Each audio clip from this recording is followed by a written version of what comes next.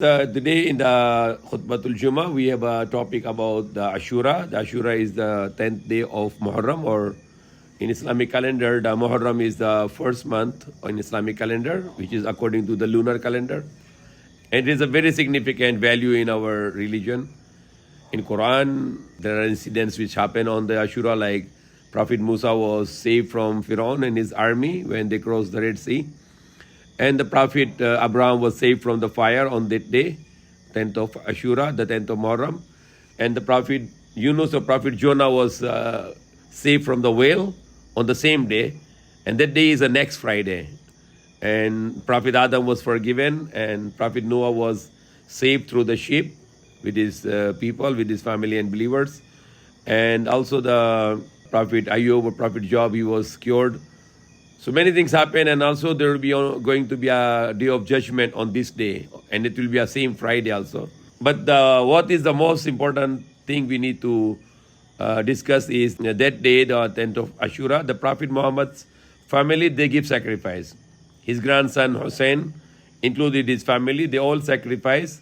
All the male members of the families and all the friends were sacrificed for the right, for the justice, and the female family members of Prophet Muhammad were prisoned, and they suffered a lot for this. Prophet Muhammad, he also mentioned about his grandchildren, Hussein and Hassan, that they will be the leaders of paradise. So it's a very beautiful story, and it's a very great message. Even the non-Muslims, they get the lesson from this message, that how you can get freedom, how you can get justice in the world, how you can stand for the right. Like Mahatma Gandhi, one of the great leaders in India who struggled against the British for the freedom. And then he also copied the struggle of Hussein, the grandson of Prophet Muhammad sallallahu alaihi wasallam. Even the first time when he wanted to get the sword from his own land, which is controlled by the British rule, he went with the 72 people, because the Hussein was with 72 people, with mostly women and children, who were attacked by the army of 30,000 people. And then they did not surrender, because this army was wrong.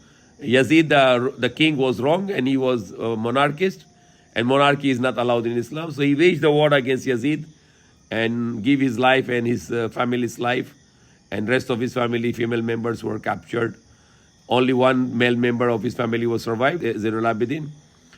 Even the Nelson Mandela, the great leader in South Africa, who was waging war against, who wanted to get freedom for his people, who were colonized by the British government, he was captured and put on the Caribbean island, and for many years, and then he was about to give up.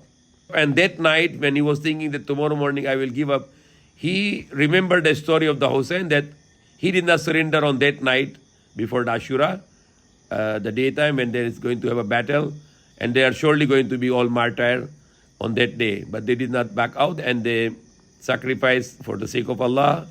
They give their lives, but they never surrender to the evil, they never surrender to the wrong, they never surrender to the tyrant, and they never surrender to the injustice.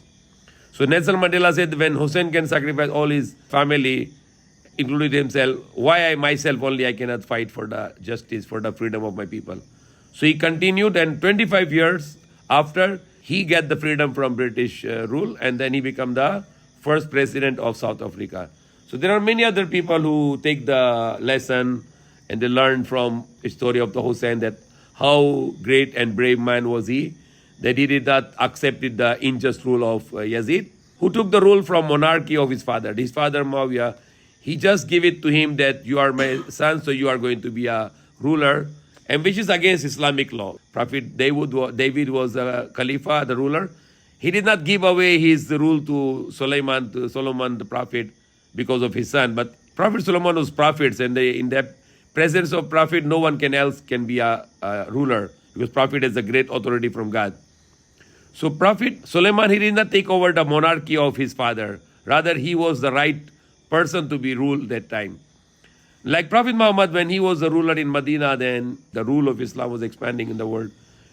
When he was about to die, he did not appoint his uncle Abbas or his cousin, which is like brother Ali, to be a ruler. No. None of his relative he give the authority or priority to be Khalifa. He leave it to the Muslims to choose their leader.